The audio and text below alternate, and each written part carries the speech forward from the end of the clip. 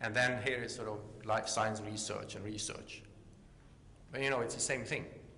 I mean, the tools that you use in the public health arena are somewhat different because you work with prevention programs, you work with education, you work with things like this. Fine. But when I say public health, doesn't mean that we should do other things. I'm saying that the things we do in research are driven by public health priorities. And you're nodding, so you agree with me, that's fine. And that's what I'd like to say, is that and today we have the construct where we, industry, will design the calls. That is a good idea because we know how to develop medicines. We know where the shortfalls are. We know where the bottlenecks are. We can identify that. Yeah, that sounds fine, but it's not 100% perfect because we may miss out on some things because we don't see everything.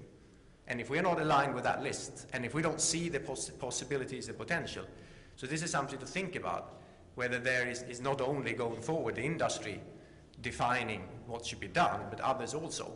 But it must be, at least under IMI, it must be about drug development. It must be about innovative medicines. I sometimes see and I hear suggestions that go astray, that is not about developing new medicines. I have nothing against generics. We've developed all the generics. They're cheap now, they're fine, still good medicines. You know, and there are other discussion for us for promoting the use of generics. We're not against that, but that has nothing to do with IMI. IMI is about developing new medicines. So must not forget that. But I think you can reconcile the public health priorities with the commercial interests of the industry.